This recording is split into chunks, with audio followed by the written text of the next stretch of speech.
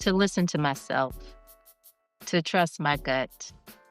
There were so many times that I would say, "Well, what about this?" And I would be told, "No, that's gonna be this, and it's not gonna work," and do it. And it'd be a pure thought that came to me that made sense. I learned to trust myself more because I no longer had a partner. If I had a thought, the only person who could talk me out of it is me. And I started to honor if the thought came, it might be because it's a good one. So take the chance.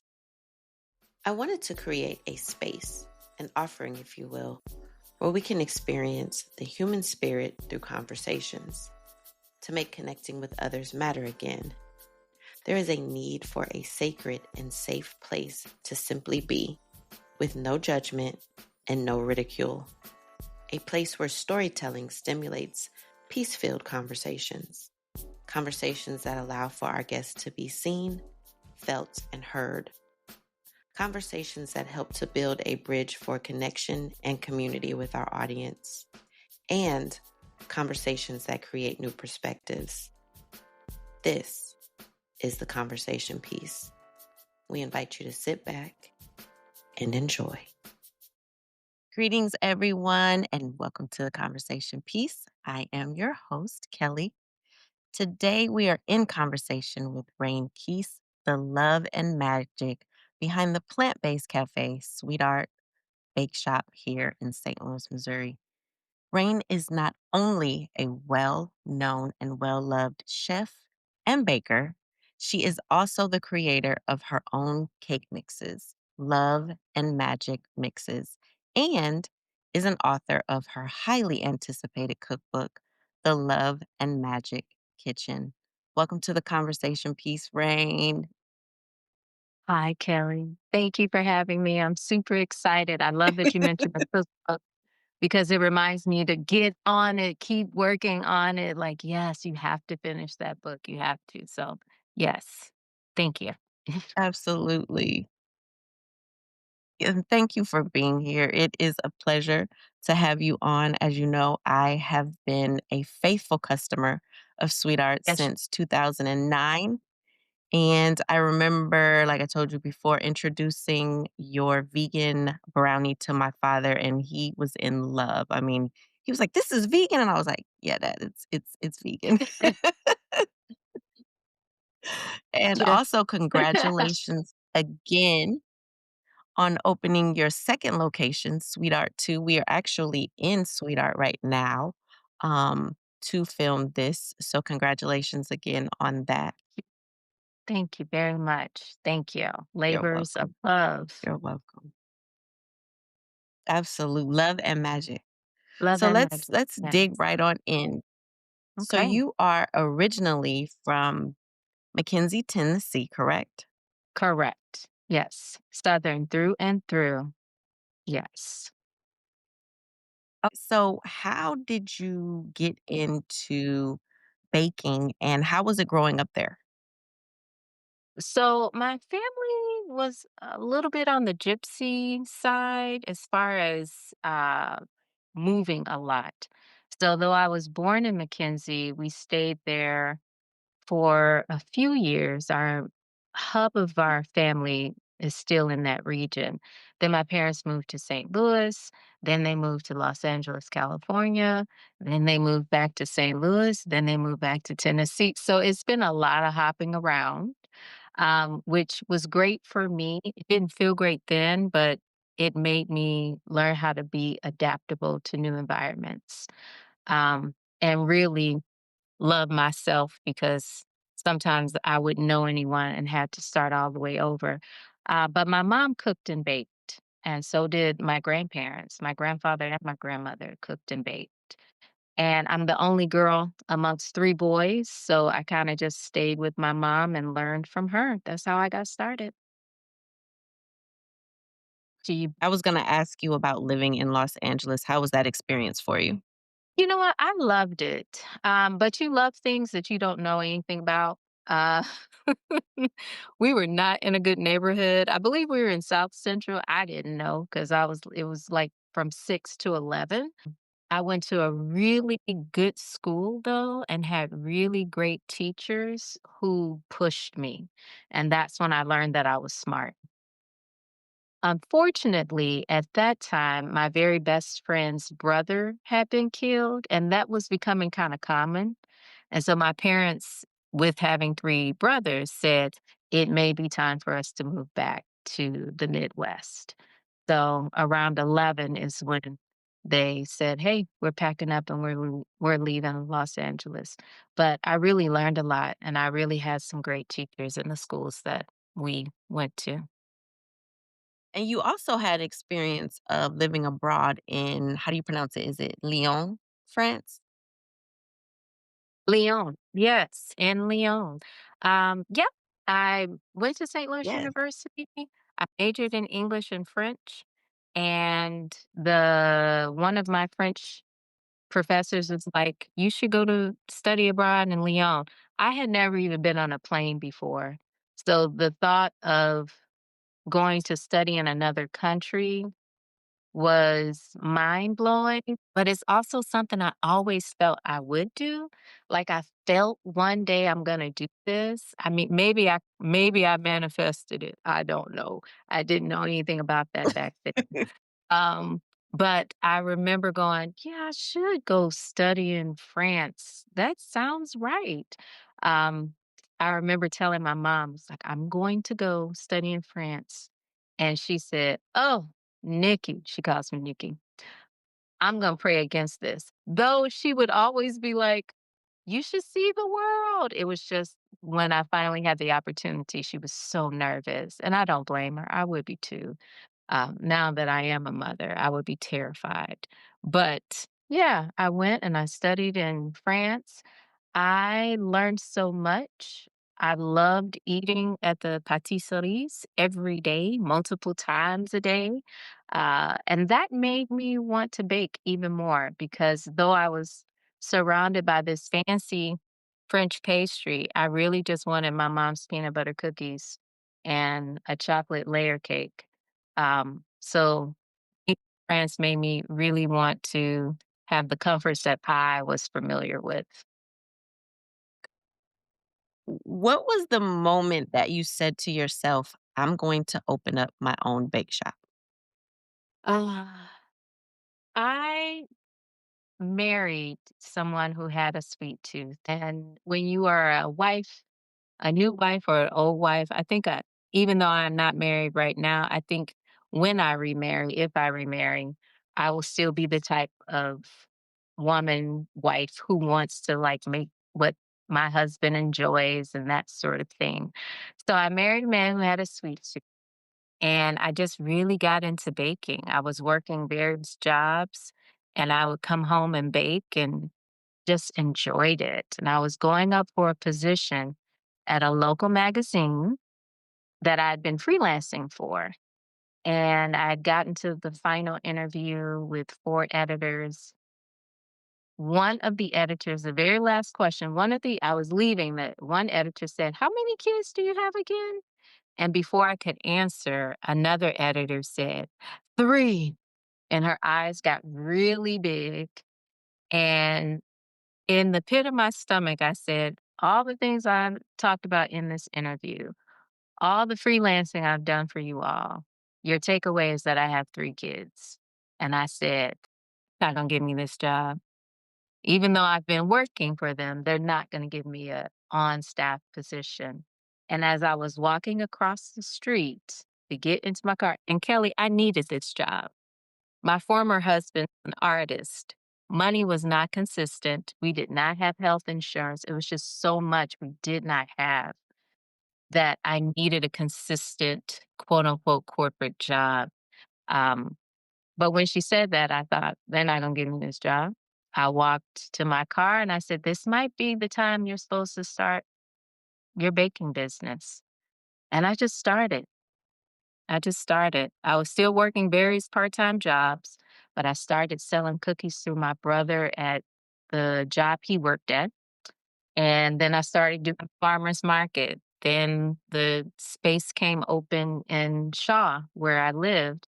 And I thought, let's go for it. Know nothing about running a business, but let's just see what happens. And we saw. Yes. Yes. So It and here you are 17 years later. By the grace of God, by the grace of God. Now you have a second location, and you've often shared on Instagram, how challenging it has been over these Mhm. 17 years. And again, you're still here. What do you attribute that to? A lot. When I say by the grace of God, I mean that. There have been so many times I want to personally quit. I feel like I can figure something else out that's not as costly or tiring or tiresome, I should say. I know this is my destiny. I know this is my calling. I cannot, and even in this move, there have been things that have happened that I'm like, God, you have to sustain me right now. And he has been. My mother is no longer amongst the living. I talk to her. I say, hey, tell grandma and papa too. I need help. This hard. Mhm. This very challenging. I like being honest about that on social media because I think a lot of people make owning a business or having a business seem like it's just so much fun every day. And that's never been my experience. That has never been my experience. Like every day it's fun. I know I'm called to do this, and it's not because of my desire to cook and bake. I'm called to do this for other reasons, and I'm committed to that. So, how have I done it for 17 years? God, number one, God, number two, God, number three. The Yes. desire to keep pushing, the knowledge of knowing that it is my calling and I just have to. I think it'll be really clear to me when I'm supposed to step away. It'll be very clear, and I won't question it, and I will say, "Hey, it's a wrap. Thanks for blah, blah number of years." I'll know, but until I have that innate knowing, I have to keep showing up, and I'm grateful. Yeah. There's a lot of things I could be doing. It has afforded me, um, it has afforded me freedom even in the times that I felt chained to it. Even in the times that I'm like, "Gosh, I've been working 17 hours. This is ridiculous." But also, I can go see my son who doesn't live in this state anymore, and I don't have to check in with someone to say, "Hey, can I have these days off?" It's afforded me some freedom while requiring a lot. So I'm grateful. And we're grateful for you. Thank you. Absolutely. So, how have you been able to maintain not just the business and the challenging or the challenges? How have you been able to maintain who you are outside of Sweetheart? Always been to myself. I've heard through various people who've worked with me that people will see me in the shop and think I'm standoffish or have an attitude or, you know, stuck up or whatever. I'm super focused and I'm always in Hmm. my head. So for me, I'm a back of the house person, meaning I belong in the kitchen.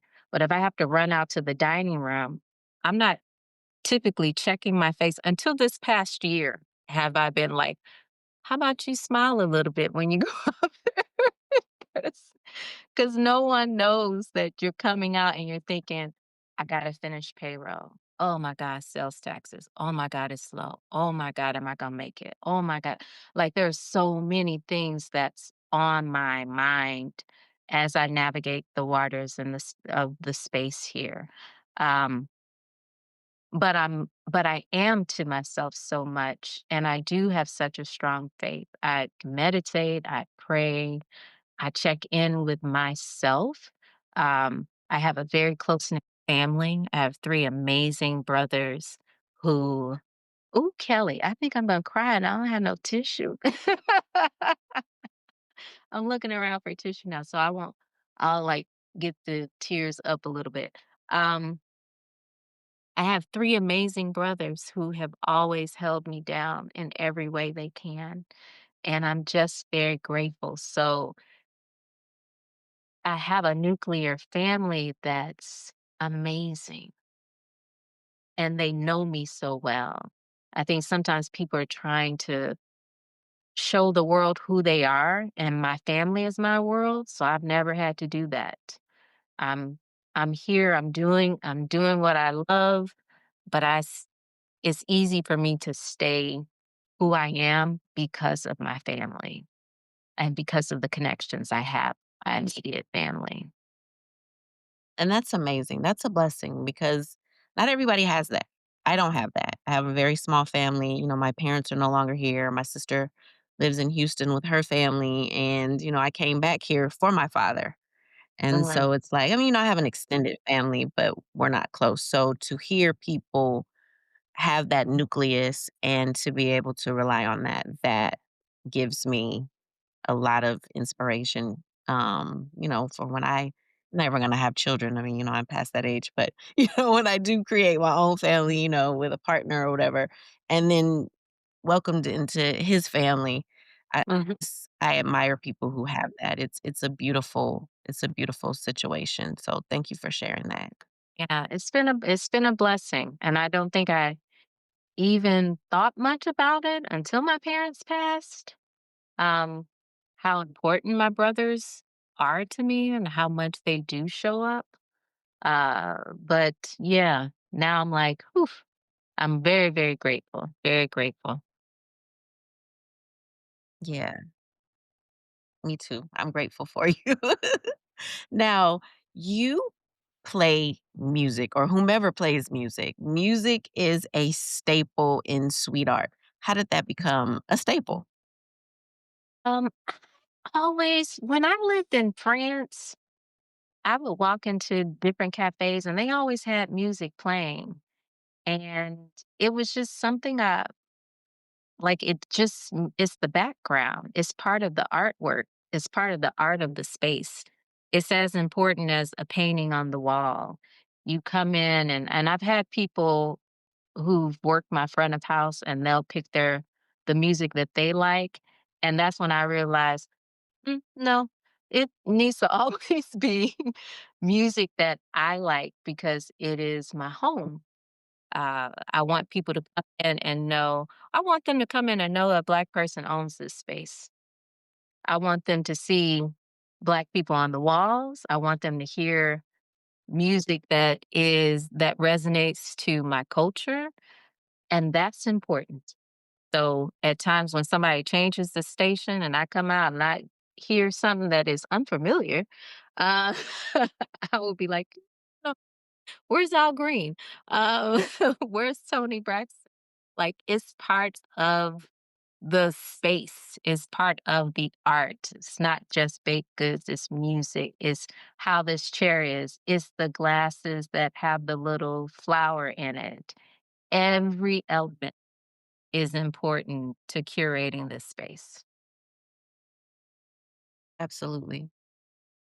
Absolutely.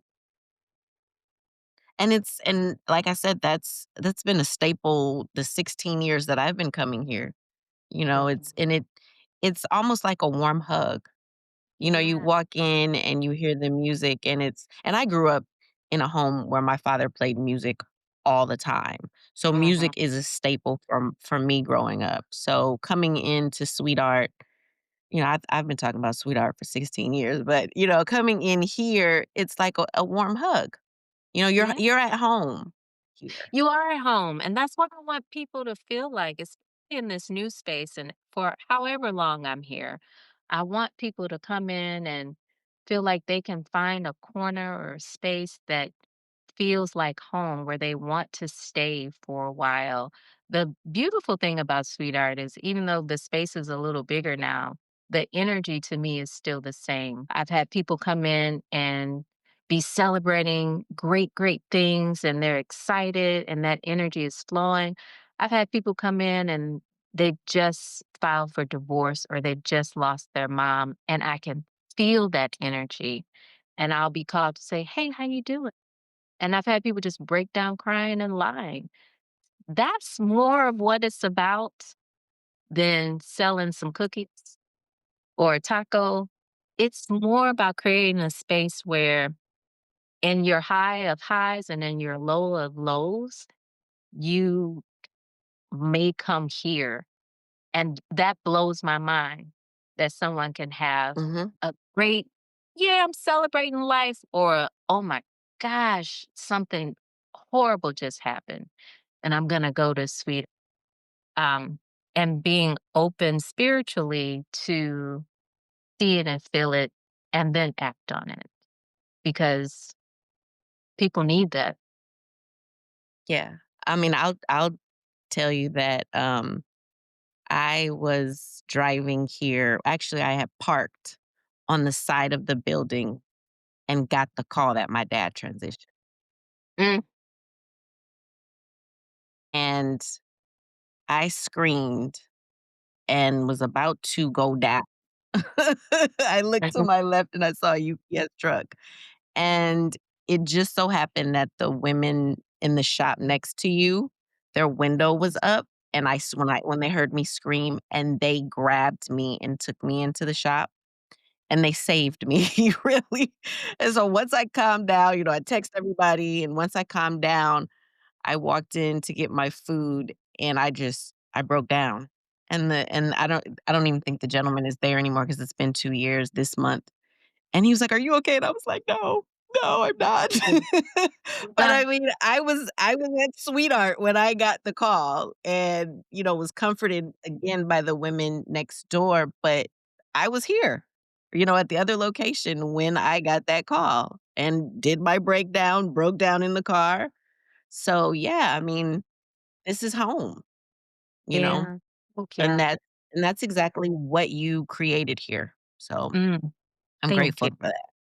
Don't make me cry Yeah, again, I was Kate. listen, I got my tissue because I was like, "We might both be crying in here," And I'm the biggest but it was crybaby. all I can't good. believe you came in here with no tissue. Like, girl, come on. I'm I am always too. I am too. I'm always crying too, so I brought my tissue just in case, but, that's what makes us special. So, um, you have managed to build this amazing, like we said, this successful business. And how have you been able to do that and to pour into your beautiful, amazing 3 children? um once I divorced, I felt like no one thought I could. And Mm, is I think that's a benefit of being raised with 3 brothers because that testosterone with men saying, "Oh, well, I'll show you. I can show you better I could tell you." Like, I grew up hearing that amongst my brother. "I show you better I could tell you." Like, just, mhm, that mhm. didn't seem to get.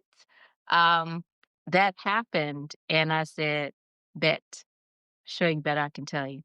Because I don't think many people thought I could, um, because it was Mm, created with 2 people doing it, and I was always behind the scenes. I was never, and it's my personality. I never wanted to be up front. I never wanted to be the star of anything. I just like doing the work. Um, so behind the scenes was much more comfortable to me, and I knew when that divorce and separation happened, the company was about to go under. Uh, some bad things had happened. It was not looking good. And I said, I promised God something. I said, "God, if you can get me through this, I promise you I won't quit. And I promise that I'll do X, Y, and Z." And He got me through it. He got me through it. I needed to have the business continue because I needed to show up for my children. I promised them that they made good grades in high school. They could go wherever they wanted for college without a student loan because I think student loans are from the devil and they are designed to keep poor people poor. So I wanted to follow through on my promise to them. I worked so hard. Sometimes I think too hard and lost time with them at points that I really missed out on. But my faith and this faith walk, entrepreneurship will put you closer to God than anything. Mhm, mhm. Beyond falling ill, I think entrepreneurship puts you very close to God. It has built my faith and my talk and my walk with God in many ways. But I asked God to redeem the time that I felt I lost. And he did that too. So even when I thought, oh, this business, I had something to prove when it became all mine. I was determined to pull it out from disaster and make it profitable. And then I was determined to be present with my children and redeem the time that I felt I lost when the business first started. I'm very close to my children now. I am even closer to God now. I have a fight in me that is undefeated, but I also have a peace. I have a peace about you do it for as long as it makes sense. And when it doesn't make sense, you trust that something else will and you'll be guided. So now I don't feel like I have anything to prove. Even in this move, at first I was like, people are gonna think X, Y, and Z. And then I was like, well, we're not gonna start caring about that. I'm too old. I'm an elder now. This is not the time to start about what people think, honey. Just do it and figure it out. Whew. That's amazing, Rain. Now I'm about to tear up, but I'm not. I'm not. Um, Thank you for sharing that. And that was going to actually be segue into my next question. After the divorce, what what did you learn about yourself from that experience? Oh, Outside of, or it could be encompassing with your faith walk. I I learned that sometimes getting divorced is actually breaking the generational curse. I was raised to believe you get married, then you start your family, and the women in my family stayed married. They all stayed married, happy or not, well loved or not, you stay. And maybe it happened or I could get get there because my mother was no longer here because she would have been doing all the prayers for me to stay married. But I felt like I was breaking a generational curse by choosing to move forward not married. I realized, and I got married really young. I met my ex-husband when I was 20. I was married by 22. That's like a child bride now. Um, but then, and, it's just you. I realized for such a long time, I never really focused on myself. I was never really focused on, well, what do you need? And are you are you being loved the way you need? What do you like? Now I'm plant-based, but when I first got married, my mom made great tuna fish. And I just loved tuna fish and I would make it. And then I married someone who hated it. And then all of a sudden I didn't like it either. Or I wouldn't make it in the house. Like I just Mm, lost myself, you know? And you just you lose yourself in relationships, and especially that young, I just lost myself. It became all about this person instead of, making sure I had time for myself, but I was growing myself my own personal needs too. And not that you aren't supposed to be in a relationship and giving, um, but you should give and you should receive, and you should also make sure that you are still a valid entity in that relationship. What you learned about yourself after the divorce, your faith walk, has anything or your viewpoint changed with being an entrepreneur? To listen to myself, to trust my gut. There were so many times that I would say, "Well, what about this?" And I would be told, "No, that's gonna be this, and it's not gonna work," and do da da da. And it'd be a pure thought that came to me that made sense. Um, I learned to trust myself more because I no longer had a partner. If I had a thought, the only person who could talk me out of it is me. And I started to honor if the thought came, it might be because it's a good one. So take the chance. Yeah, If it doesn't work, you know how to change it up. So it really taught me to trust myself. If I hear it, if I feel it, just go for it. We are so tied up with failing and, well, if it doesn't work, and what will they say? Ah, so what? So yeah, what? People always gonna have something yeah, to say. They always have yeah. something to say.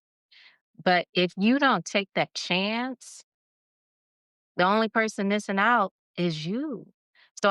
So now, past that situation, if something comes, I trust myself. I go for it. If I have to change it, I change it. And mind you, I'm doing that as a Black woman of a certain age amongst typically everyone who works here is so much younger than I am. Uh, Mhm. they will I can see an energetic change or a shift in a face if I say, "Yeah, we're gonna start doing this like this." People can't always hide their disagreement, but the beautiful thing about being in this space now, mentally, physically, spiritually, is I'm trusting myself. I'm trusting Yeah, myself. The end. When you go and open your thing, you trust yourself. But right now, over here, in my thing, I have to trust myself. So some people get it, some people don't, and that's okay. That's okay. that's beautiful. Oh, this is such an amazing conversation, Rain. Oh, this is so beautiful. Well, I'm glad you think so. I didn't know this, Kelly. But I said I'm just going to answer This the is questions amazing. honestly. I'm just going to answer them honestly. So Yes. that's all I can do. And that also is like a divine I'm so into divine alignment and divine order. And so you just mentioned, being a Black woman. So that takes me also into the next question. What would you tell other women who have had a similar experience, all while being an entrepreneur, a mother, and a Black woman? Ah, you know, people often think Black women are being dramatic in the heaviness of their walk. You know, it's burdensome, it's heavy, it's tiresome, it's all the sums. Um, and that's very true. I don't have, and maybe it's something I will create. I don't really have a circle of Black women who are entrepreneurs that I can talk to who get it. Um, but I hope to create that. Just Black women who are creative and want to do something that's not traditional because the support is it. Yes, you have to trust yourself. I hope you have a higher power because it gets so heavy. You need to have something else to believe in that is looking out for you. But the community aspect is something that I wish anyone else who's having this sort of same experience could tap into. So, yes, trust yourself if you're in this entrepreneurship Black woman game. Yes, it is hard, it is heavy. People will not always feel as though respecting you is important. In this walk, I have felt that people, vendors, customers, staff, have felt like respect is negotiable instead of mandatory. And I think that's something unique about the Black woman's experience. I know there are Mm, the I may be segueing all over the place.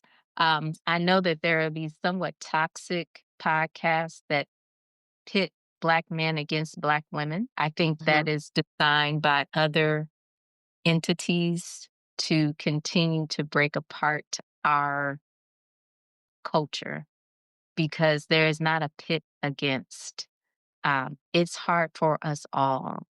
And one thing that Black men may have that's a little bit easier than Black women is that they are feared. Being a Black mm, woman leadership position, few people fear me. I am not mm, someone they think could, really harm them physically. They well, sometimes I've had employees who are in their 20s and they think, well, she doesn't know what she's doing, though they've never owned a mm, business. They've never done this sort of work. They can come in with the attitude of, well, she doesn't know what she's doing because if she did, it'd be this and this and this and this. Never even done it. So there is a level of lack of respect that Black women, even in a leadership position, even in entrepreneurship, that we have to experience. And yes, trust yourself, and yes, have God, but it might be beneficial, and I think it is, to have a small circle of women who are also walking the walk, not to complain about the walk, but to say, "Hey, I see you. I know what you're going through. I support you. And, let's go do some yoga or let's take a walk. yeah, Let's take off the stress and the tiresome of this life path because no one else understands it like we do." yeah, thank you for that. I think what that as Black women just across the board, there's the lack of respect. I mean, like, we're the lowest on the totem pole. Yeah. However, everybody wants to be like us. That saying, they want our rhythm, but not our blues. They want our rhythm, but not our blues, but whatever. So, back to you. Tell me about tell us about this theme, love and magic. Where'd that come from? People years ago would ask me, "What's the secret?" They'd have the brownie or they'd have a cinnamon Mhm. roll and they wanted me to tell them what the secret was. And I wanted to be like, well, very hard work, lots of trial and error, figuring out what is a good substitute for this and that and this. But at the end of the day, it really was love and magic. There would be times where I would sleep and hear, "Add a little bit of cinnamon to the red velvet batter." Like, that didn't come that's just a whisper in my ear, and I'd be like, "Cinnamon? Okay, I'm doing it, because I don't question when I hear Yeah. things. I'll Yep. question in certain moments. I'm like, "Okay, well, I'll try it." So I love it, but there's a magical component to what I do. Not just hearing, but when you start playing with ingredients, and herbs and spices, people heal with herbs and spices. And it's a Absolutely. It's a rooted cultural craft. It's a craft. Um, that feeds the body, but also feeds the spirit. So that's where the magic component comes in at, that this really is at times, people are like, don't eat that. I don't eat at other people's houses because they might, do some juju on it. It's all magic. It's all magic. But hearing Right. spirit and knowing that you can play with ingredients and have a very magical element, a magical outcome, that's sweet art. Like, I've created this out of love and magic. That's the secret ingredient. So, with love and magic, let's dive into your cake mixes and then the Mm, cookbook. What made you say, again, it's time. Let's venture into sharing this love and magic and making it tangible for others. yeah. I did not know I was going to go into creating a cake mix. And this is how it happened. The pandemic happened. I didn't know what I was going to do. Really didn't take it seriously at first. I was one of those that was like, man, it's fine. It's just a little flu. Everybody, it's gonna bounce back. Everybody be fine. I just did, and next thing you know, everybody's shutting down.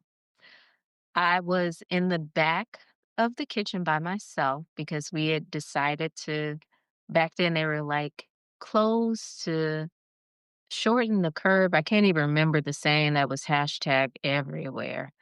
Um, but it was all so much. I was working on a catering order by myself. All of my employees were gone. And I was reaching for a box of gluten free flour. It was the King Arthur's brand of all purpose gluten free flour. And as I reached for the box, my vision went black, not dark, black. Mm, And I said, "Oh." It was so quick that I wasn't alarmed. I was standing. It's not like my body felt differently. But when it went black, I heard inside, around in the ceiling and in the air, you need to be reaching for your own box. mm, Then then my vision came right back. And I said, "Well, I think this is my first experience with the Holy Spirit." Probably not the first, but the first mm. where I'm like, "Okay," because I remembered, like, looking up and, like, doing one of these, "What? Yeah. Okay," and just, like, "Wow." And I said, "Bet." Not tell me twice, "Bet." And that day, I went to practice what would be um, the vanilla cake prototype for Love and Magic. People during the Yes. pandemic were like, "Can you ship cake and cupcakes?" And I'm such a snob about freshness. I was like, "Why you want a cake that's been in transit for 3, 4, 5 days? I don't understand." And I didn't have a big kitchen space. I didn't have a walk-in freezer where I could just pull a frozen cake out and bubble it up and ship it on. So I was like, huh, people can actually make cake at home. And if I can create a recipe where they just have to add two staples, plant based milk and melted butter or oil of choice, and you have a delicious cake. And that's when I started working on the formula. For the vanilla cake, we have a vanilla cake, a chocolate cake, a gluten-free brownie, which is our top seller, and I'm working on I have a great gluten-free vanilla. I was gonna make it strawberry, but I think people would want gluten-free vanilla, and they can finagle it however they choose afterwards. So, yeah, I'm gonna keep going. I'm gonna keep going with that. The cookbook, I did an ebook, and I did it on a fly, and that was right before the pandemic, and I thought, I have a god sister. I love her to death. I hope she listens to this. But she said, "I love your ebook. The stuff looks so good. I need something with fewer ingredients. So part of what, because she's not plant-based, and I keep telling people to make delicious plant-based, you have to have a pantry. So the part of the love and magic that I want to create the new component of is how can you make something delicious quickly without, you know, the kitchen sink? So, because I think people want to be able to cook more at home, but everyone is on limited time. That's what I feel like. People are like, "Oh, I've worked on it and I don't feel like it. I don't feel like it." And that's why we're grabbing food from here and there. And I love when people grab food from SweetArt. But also, you do want to know how to cook and to cook meals that are nutritious and delicious and quick. So that's the theme of the cookbook. How can we do this and make it delicious and not rely on, all the faux plant-based meats, which I am not mad at. I'm glad they're there. It helps people not to eat certain real meats, but also Mhm. learning how to make things that don't rely on that and it's delicious. Right. And healthy. And healthy, yeah. Mhm, yeah. So do you have a forecast for when the cookbook will come out, or like you said earlier, you're just still kinda writing it out? You know what? I've given myself to December 2026, and that's for many reasons. I need to so this year is year 17, December 2026 will be year 18. I said I would do this for at one point I said 10 years. And then I said 12, and then I said 15. I've given myself, you can do 18 years. Do this for 18 years. It's so close to 20, but I'm not tied to that 20 years. So I want to make sure I have it out before I bid farewell to this iteration of SweetArt. So that will, yeah. Okay. So you have 13 months. Yep. Yep. Oh, I said I was going to start putting myself on social media more. I don't like doing that. I know people do that, and it seems to be the thing. It's really annoying to me. I just want to show the cake. I just want to show the cupcake or the taco. I don't really want to show myself. So I said in this time before releasing this book that I would do that more. So people start to associate me with the brand. I still get people who think my ex-husband owns it and runs it and does the cakes. I don't say otherwise Right. because I'm like, you think what you want to think is fine because I am so back of the house, but part of this next phase, I will be putting myself out there a little bit more, just a little bit. Yeah, we have to see your beautiful face.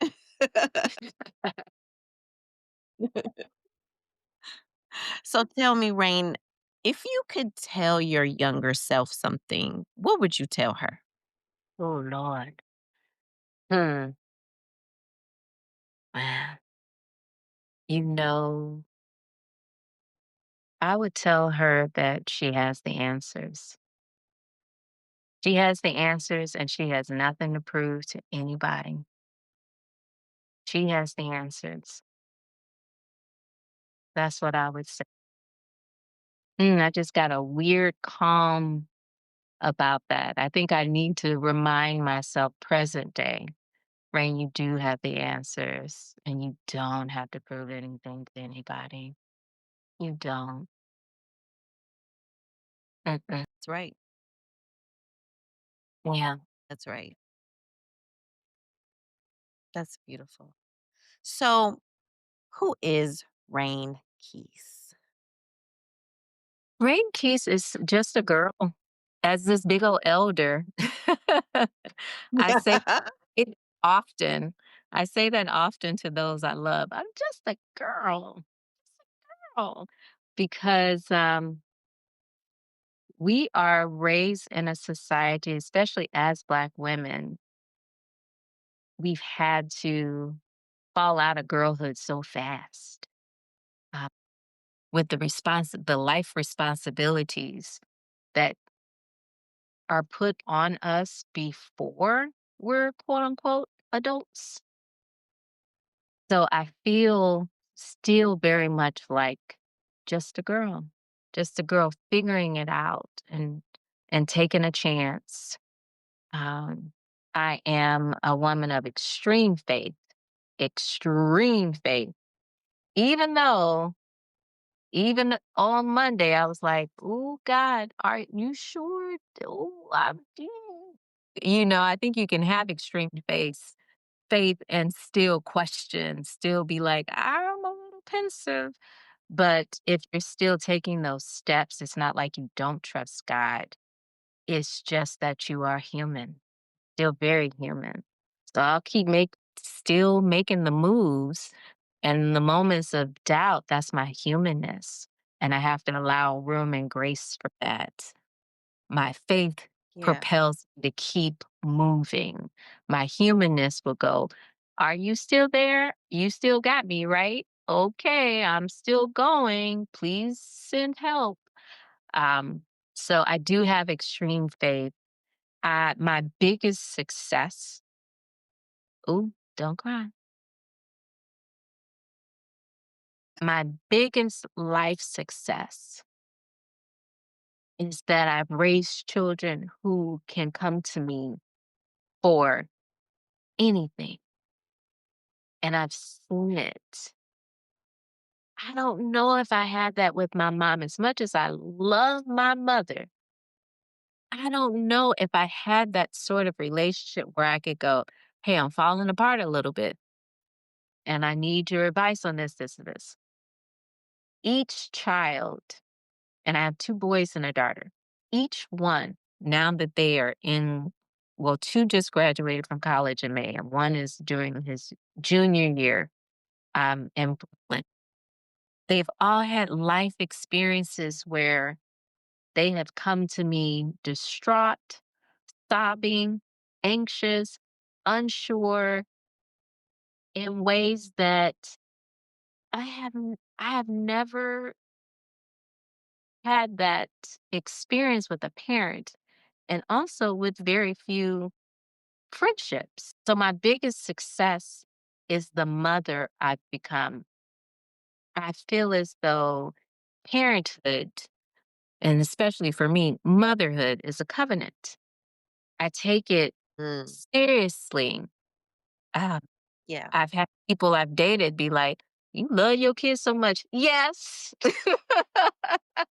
Right, and Yes, I do.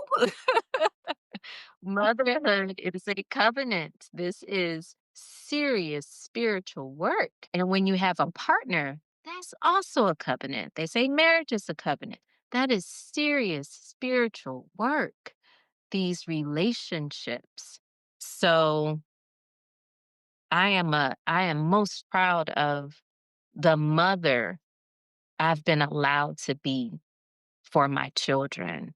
And in turn, the friend I've been allowed to be for my closest friends, the sister I've been allowed to be for my brothers, just this person who's in relation. I'm very proud of who I've become. And I'm very proud that my key core people know that if sugar, honey, iced tea, I'm trying not to use profanity, hits the fan, I'm someone they can come to and I'm safe. I'm not gonna run tell that to somebody else. It's like, no, this is a sacred space you have with me. And I love that about myself.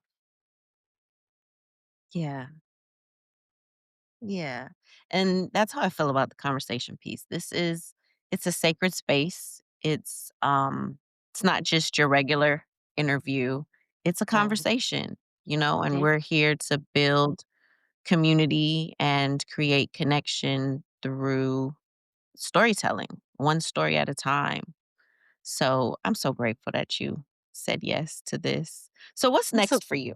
Outside outside of the cookbook and the cake mixes, what is next for you? Kelly, I am working really, really diligently on being obedient to God and this destiny and Yes. honoring what I want. I never thought I'd have this business for this long. I, I didn't. I don't know how long I thought I would do it, but I didn't think I'd do it for this long. And there is something stirring inside of me that wants something else. I have enjoyed this. And I know that seems really weird to hear, knowing I just moved and I'm in a new space and she just moved. How could she want something else? Ah, I'm planning for it. That's why I gave the 2026. I'm planning for what else, what the something else is. I don't know what it is yet. It will still be in food. I hope to always be able to make my own career, my own path. And I'm going to say this now because I don't feel I've been brave enough to speak it out loud at all, except to my brother. But I've always seen myself having some sort of food show, but on the OWN network. Not like on one of the food channels, but like on a network that seems to resonate intuitively with who I am. Or it might be something that I create just on my own and have it on different platforms because I am passionate about teaching people how to cook and how to feed themselves and how to nourish their families. And I think I want to move into something like that and maybe have a coffee shop or something here or there and not the full fledged of what this is now. Uh, so yeah, I would really like to see that for myself. That's what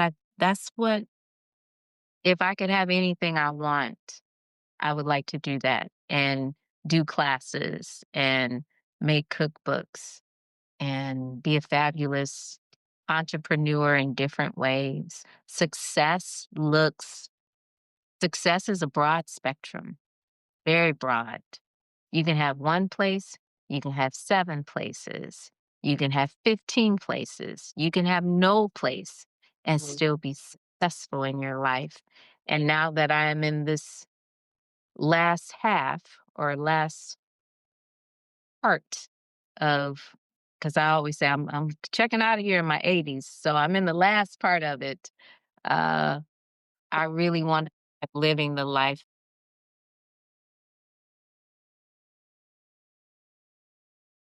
Yeah. And thank you for sharing that and speaking it out here on the conversation piece and, this sacred space. It has been a pleasure. Rain, you and your spirit are love and magic.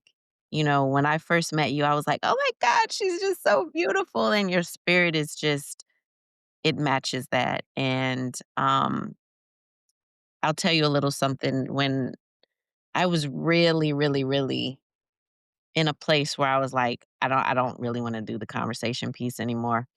And I was in my quiet time and I was like, you know what, spirit, you just bring whomever is divinely aligned with me. Because, I reached out to people, they didn't respond, or they said they would and they didn't respond. And then I had to go through the whole thing with my apartment and having to move. And before the move, I was, in the park. And I had mentioned you to Val, our graphic designer. And I saw you in the park. And this was a couple of days after I said that to Spirit. And I was like, "Great!" And then Spirit said, "Ask her." And you said, "Absolutely," and then, the whole move and everything. And now here we are, and it is love and magic. This is love and magic, and I'm so grateful. So thank you for being here. Thank you for sharing your story. Thank you for helping to build community and create connection through your story. I'm so grateful. Everybody go check out everybody who are here in St. Louis, I'll say, go check out SweetArt and SweetArt 2. You are in for a treat. And to our Conversation Peace family, thank you for being here. We wouldn't be able to do it without you. And remember to love always. So we had some technical difficulties. Thank you, Mercury retrograde. Rain was following up when I thanked her for coming on the show, as well as providing the addresses for the locations, Instagram, and the website. So I will fill you in here post edit. Sweetheart, the first location is 3701 Lindell. Again, that's here in St. Louis. The second location, Sweet Art 2, that's TOO, is at the St. Louis Foundry.